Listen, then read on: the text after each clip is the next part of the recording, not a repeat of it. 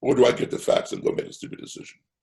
So check out any group you join, whether it's the local golf club or country club, before you do it.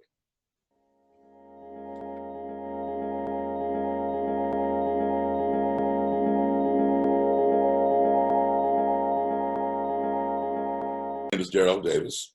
I'm age 61. I'm a professional musician.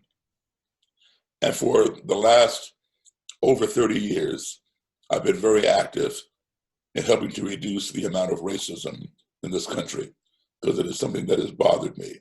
But I found that everybody likes music, and it brings people together, even racists with non-racists. So I've taken advantage of those meetings, and I have talked with members of neo-Nazi parties, Ku Klux Klan members, and much to their benefit and my surprise, it worked. I have acquired a new set of friends, and many of them have renounced their ideology.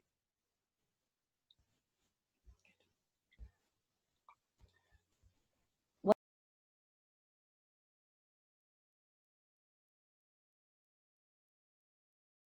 I do these days to combat hate and extremism is that I meet with practitioners of hate and supremacy, members and leaders of groups such as the Ku Klux Klan, the alt-right, the neo-Nazis. I give them a platform. I give them an audience. Everybody wants to be heard. Not everybody wants to hear what somebody else has to say. So there's that shutdown. I found that here in our country, we spend way too much time talking about the other person, or talking at the other person, or talking past the other person. What I've chosen to do is sit down and talk with the other person. And that often throws people off their game, because they're so used to being combative, because what they say is designed to push buttons and to offend. And naturally, most people, when offended, they will react in the same kind of manner. And then the fight is on, the combat is on. I don't want to engage in combat in the physical or verbal yelling sense. Sure, I will express my views if I disagree with what somebody will say, but I will wait till they get it out, let them finish making their point. I will listen and I will question it, and then I'll explain my point of view. And I have found that when you allow somebody to give their point of view, like that, even though you may disagree, they will give you a platform in reciprocation. And at the end of the day, you each must think about what the other person said. And if somebody makes more sense than what you have believed from day one to however old you may be today, you have to wonder and pause. And if a little spark happens, you have to think, well, he or she does have a point there. Now, do I continue living my life as a lie? Or do I take the truth and turn my life around? And that can be a struggle for some people, especially people who are in these organizations in positions of leadership, because they've risen through the ranks and they have all this power, and people look up to them. And so, they're idolized by that group of people. Do they want to give up that power because now they found out the truth? Or do they want to, tell a lie and keep on living? And then if they decide to give it up, how do they tell their underlings that they were wrong? It's embarrassing. I spent all these years believing this and developing this, and now I got to tell you folks I'm wrong, and I'm going to turn my life around. These are very important things, and these are things that have to be considered when these people come out. What kind of support can be offered to them, because there is a stigma attached to hate groups and practitioners of hate, So I am there to support people who come out. I'm there to support them while they're still in, and offer them alternatives, offer them a platform, an audience. They can express their views to me, and we can have conversations. I prefer to frame them as conversations more so than debates.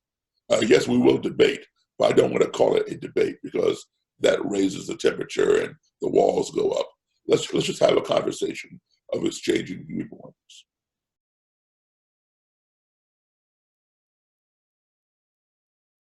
I support the Light Upon Light platform because it is an organization whose principles align with my own. Treat people with dignity. Treat them as human beings. We all are human beings. Some of us may be a little more flawed or misguided than others, but that's very important.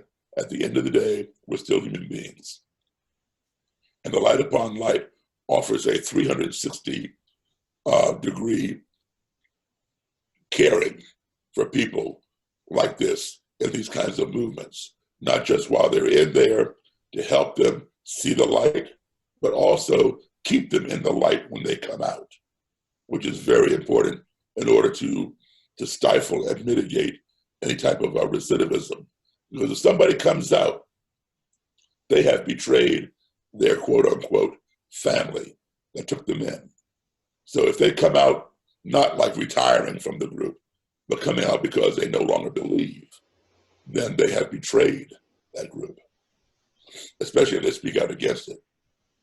So if there's no support on the outside, what choice do they have but to turn to drugs, alcohol, or other similar type groups?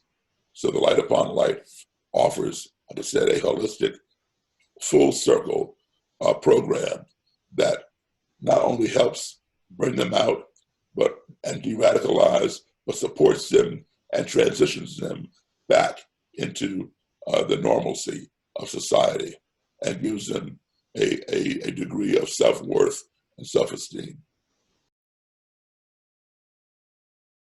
Multiple solutions. And I just offer one of one-on-one conversations with these people.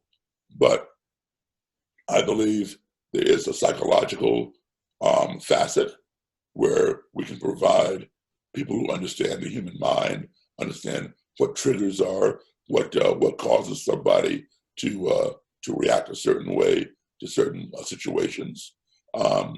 We can offer exposure to things that are enabling this kind of behavior. I mean, for example, someone who is acrophobic, they don't want to fly, they don't want to cross over the bridge, across the San Francisco Bay or something, Golden Gate Bridge, because they have a fear of heights. The only way, when I won't say the only way, but one of the ways that we combat that is to help them and take them up with guidance and take them up in the plane, take them up, in a car across that bridge, not force them, but by steps. And it may be a thing where we start on the second story of a building and then we go to the 5th floor and on and on. And then maybe one day we ride a glass elevator so we can see the ground below us. There are many different steps because this ideology is not a light switch that you can switch on and off. So we have to understand that. And the most important thing about us is that we need to be patient. We just can't go in and change somebody overnight.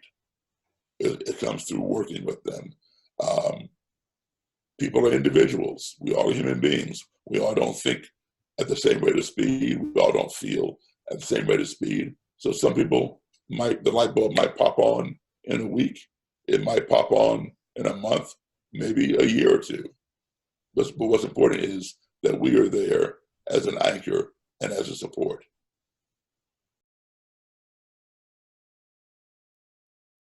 People are curious by nature.